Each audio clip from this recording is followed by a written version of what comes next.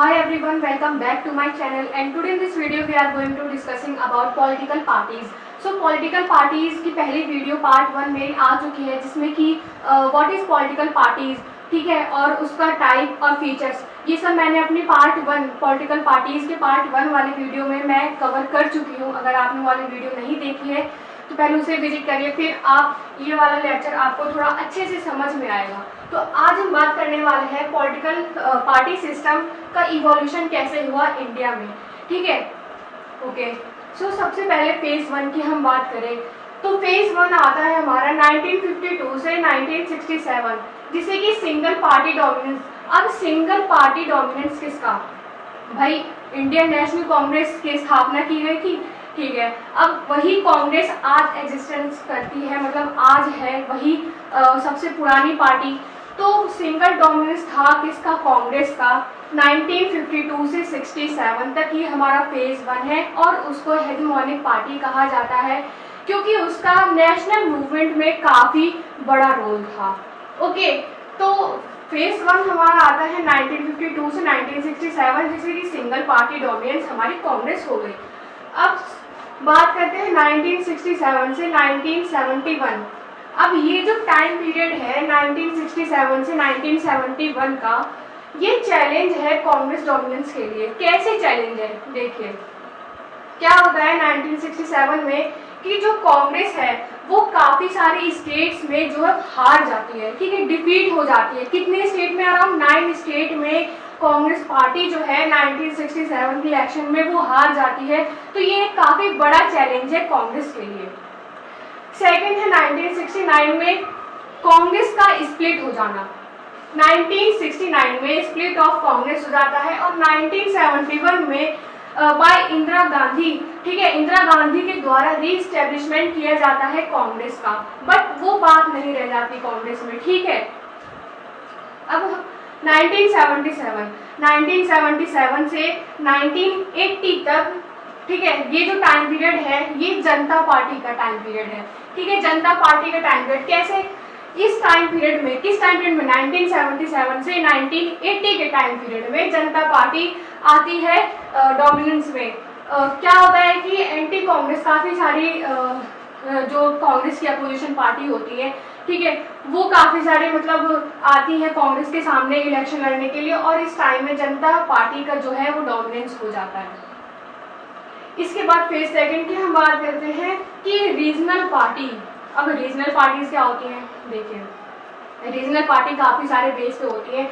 For example जैसे मान लीजिए सोशल प्रिविलेजेस हो गया, ठीक है, लैंग्वेज के बेस पे, कास्ट के बेस पे, ओके, और किसी एक पर्टिकुलर रीजन के बेस पे। तो ये जितने मतलब अलग अलग लिंग्विस्टिक बेस पे, ठीक है, कास्ट, एथनिसिटी, ओके, तो जितने भी बेस पे अलग अलग मुद्दों को पकड़ के पॉलिटिकल पार्टी जो क्रिएट की जाती है, मतलब वो होती है रीजनल पार्टी। रीजनल पार्टी मतलब एक किसी स्टेट, कोई एक पर्टिकुलर स्टेट है उसकी पार्टी, ठीक है, सिर्फ एक नेशनल वो स्टेट में ही सीमित रह जाती है, उसे कहते हैं हम रीजनल पार्टीज, ठीक है। और रीजनल पार्टी या फिर मल्टी पार्टी, मल्टी पार्टी किसे कहते हैं? जब काफ़ी सारी पार्टीज मिल जाती हैं या फिर काफ़ी सारी पार्टी जो है वो एक स्टेट या एक नेशनल लेवल पे हो जाती है तो उसे मल्टी पार्टी सिस्टम कहते हैं, काफ़ी सारी पार्टीज का आ जाना। ओके, तो ये जो फेज सेकंड है 1980 से 1989 तक है और रीजनल पार्टी का जो एग्जांपल है वो है टीडीपी, एजीपी, अकाली दल और बीएसपी वगैरह जो यूपी वगैरह में चलता है। उसके बाद फेज आता है 1989 से टिल डेट आज तक जो है वो कोएलिशन एरा है।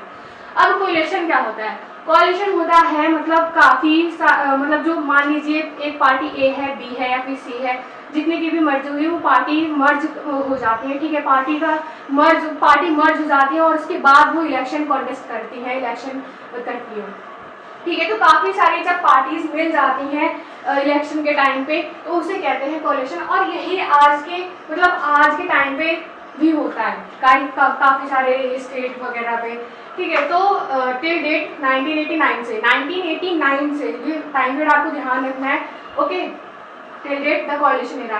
तो ये जो एरा है वो कोएलिशन का एरा है। इसमें fragmentation of party system eight national level पे पार्टी सिस्टम का फ्रेगमेंटेशन होना। फ्रेगमेंटेशन मतलब होता है ब्रेकिंग डाउन, ठीक है, पार्टीज में ब्रेकिंग डाउन मतलब डिवीजन हो जाना। ओके, तो इस प्रोसेस को फ्रेगमेंटेशन कहते हैं।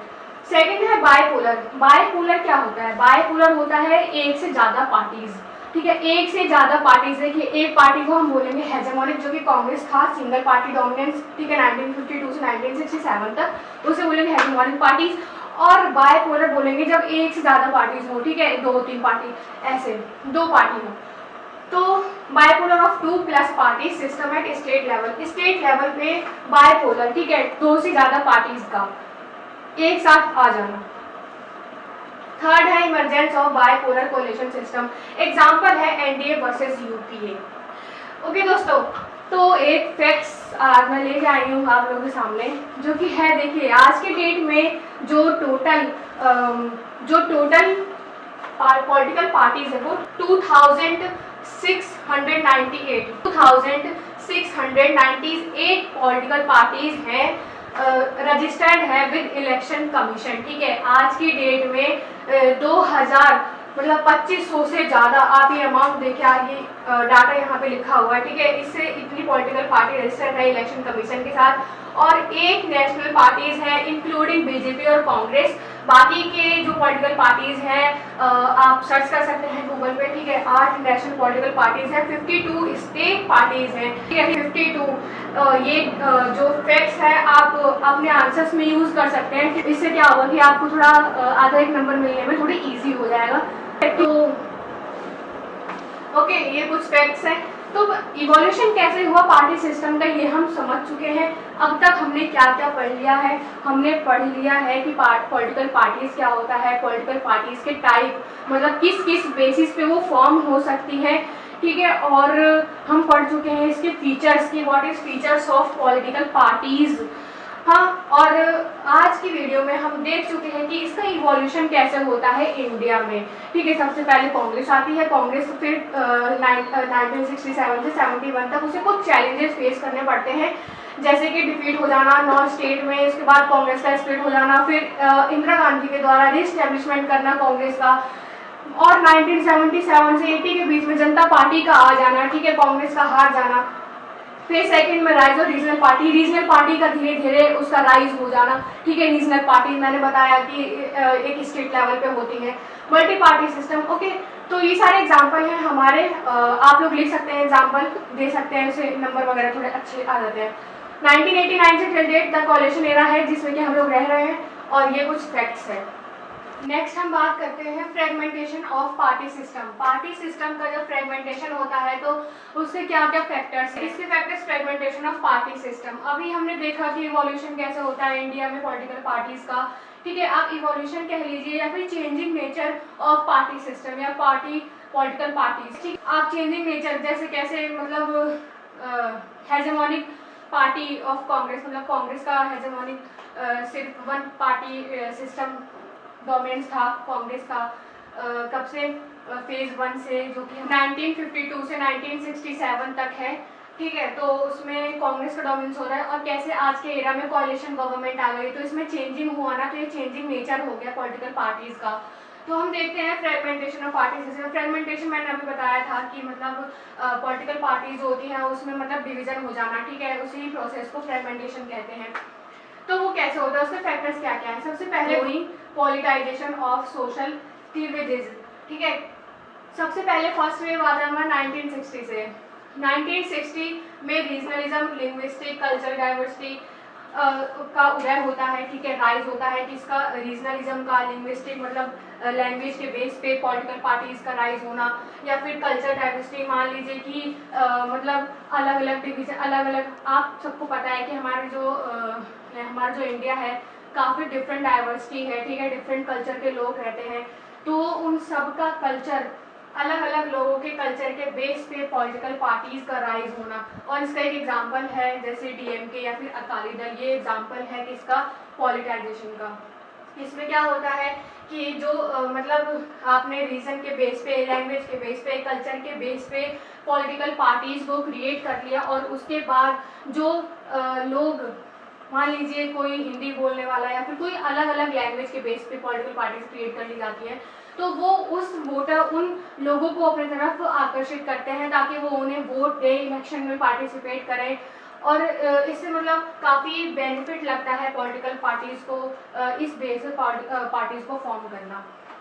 सेकेंड वेव जो है वो 1990 है, इसमें कम्युनल एंड कास्ट के बेस, एग्जाम्पल है बीएसपी, ठीक है, कास्ट के बेस पे पार्टीज फॉर्म होना।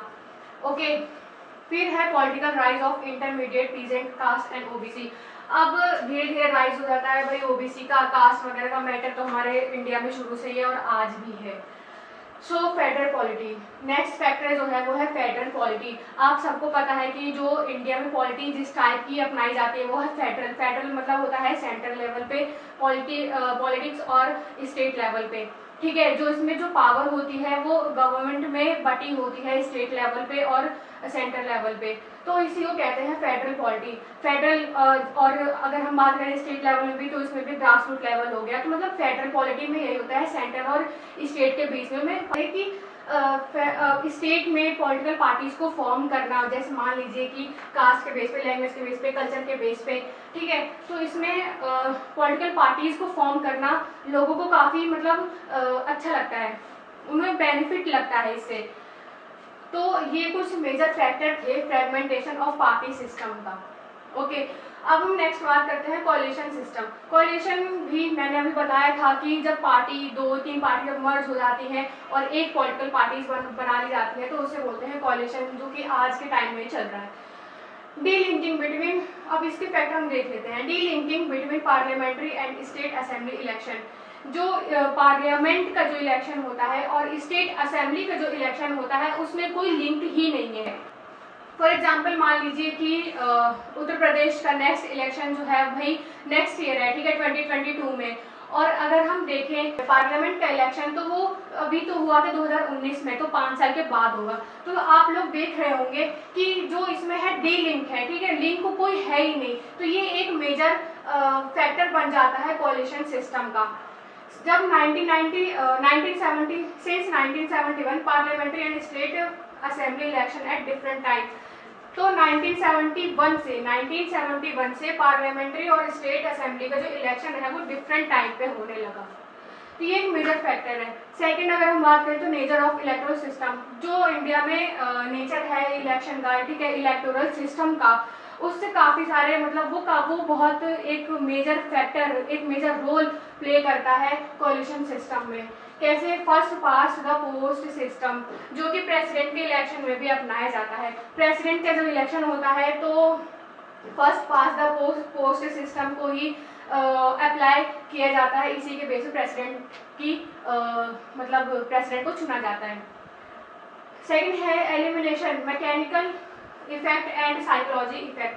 साइकोलॉजी इफेक्ट जैसे मान लीजिए कि भाई कोई पार्टी है, मान लीजिए कोई पार्टी है और उसका मतलब फुल वोट शेयर नहीं है, मतलब वोट उसका जितनी सीट उसे मिलनी चाहिए उतनी सीट उसे नहीं मिल रही है, तो एक साइकोलॉजी माइंड में बन जाएगी ना कि हमें तो इलेक्शन ही नहीं, हमें तो वोट ही नहीं मिल रहा है, हमें कोalition की गवर्नमेंट या कोalition पार्टीज बना लेनी चाहिए। तो इसीलिए कहीं ना कहीं साइकोलॉजिकल फैक्टर है कोalition सिस्टम में। तो गाइस हमने देखा कि फ्रेगमेंटेशन ऑफ पॉलिटिकल पार्टी, अगर पॉलिटिकल पार्टीज टूटती है तो कैसे क्या फैक्टर है उसके, जैसे कास्ट वगैरह आ गए, कास्ट, लैंग्वेज, कल्चर डाइवर्सिटी, ठीक है। सेकंड वेव हमारा आ जाता है कास्ट वगैरह से रिलेटेड, और उसके बाद इंटरमीडिएटली ओबीसी वगैरह आता है। Federal polity major role play करता है फ्रेगमेंटेशन ऑफ पार्टी सिस्टम में।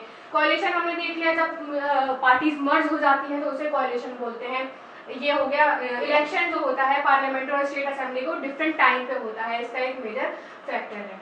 सो दोस्तों ये हमने देखा फैक्टर के बारे में। नेक्स्ट हम बात करते हैं फीचर्स ऑफ पार्टी सिस्टम की, ठीक है। पार्टी सिस्टम का फीचर्स क्या होता है? मैंने पॉलिटिकल पार्टीज के फीचर्स बताए थे, किस किस बेस पे पॉलिटिकल पार्टीज क्रिएट की जाती हैं, ठीक है, बनाई जा सकती हैं। But party system is different thing. Party system में काफ़ी सारी पार्टीज आ गई तो वो पार्टी सिस्टम हो गया। ओके, सो फ्रेगमेंटेशन है एक फीचर्स किसका, पार्टी सिस्टम का। सिस्टम में काफी सारे पॉलिटिकल पार्टीज होती हैं।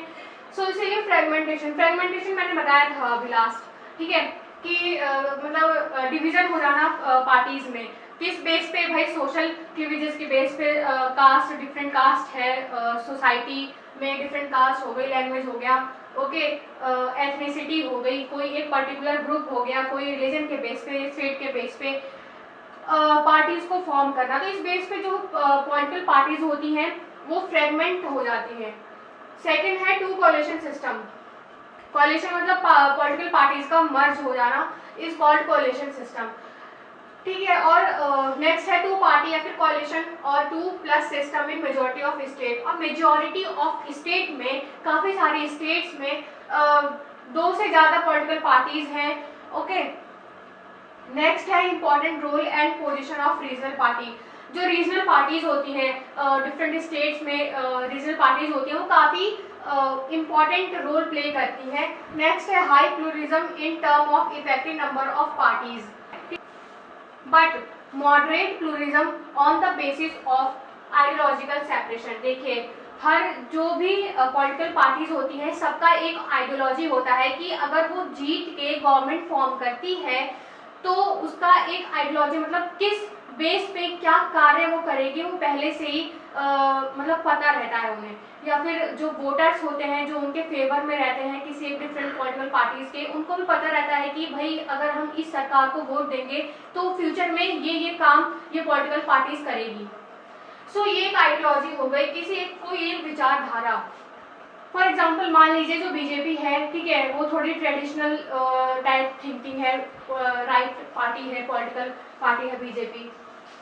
सो उसका जो आइडियोलॉजी है, जैसे फॉर एग्जाम्पल मान लीजिए कि भाई अयोध्या मंदिर वगैरह का जो इशू था, ओके। सो ये सब ज़्यादा डीप में नहीं जाऊंगी मैं, क्योंकि भाई पॉलिटिकल पार्टी का वो है।